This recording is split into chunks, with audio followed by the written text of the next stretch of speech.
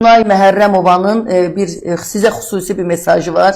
İsa bəy biz uşaq olanda deyirdilər ki, İsa bəyin beyni çox qiymətlidir, nadir adamlardan biridir, gənc olmasına baxmayaraq, Heydər Əliyevdən də güclü bir siyasətçidir, amma siz xalq üçün niyə bir iş görmədiniz deyə sizdən soruşur. Buyurun cavabını verin.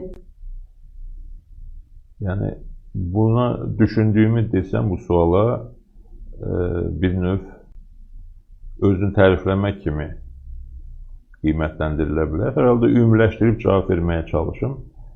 Yəni, nəyə görə Rusiya Azərbaycanda Rəsulzadə hakimiyyətinin davam etməsinə imkan verməyib? Nəyə görə Rusiya və müəyyən digər qüvvələr, İran və digər qüvvələr Azərbaycanda Elçi bəyin hakimiyyətdə olmasına bir ildən çox davam gətirə bilmədilər? Nəyə görə 2003-cü ildə seçkidə mən Müsavat Partiyasının və bizim Azərbaycan blokunun təmsilçisi olaraq qalib gəlsəm də mənim qələbəmin gerçəkləşməsinə imkan vermədilər. Çünki o halda Azərbaycanda xalq tərəfindən seçilmiş bir hakimiyyət olacaqdı.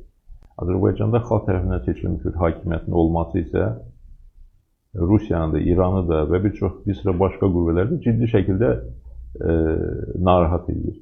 Və bizim uğurlarımızın qarşısını alan, bizim hakimiyyətdə olmamızın qarşısını alan əsas səbəb də budur. Azərbaycanın nəzarət altında olan, idarə olunan bir ölkə olmasını istəyirlər. Ona görə də xalqın rəğbət bəslədiyi, xalqın səs verdiyi, xalqın hakimiyyətə gətirdiyi və gətirmək istədiyi şəxslərin qarşısı bu qüvvələr tərəfindən alınır.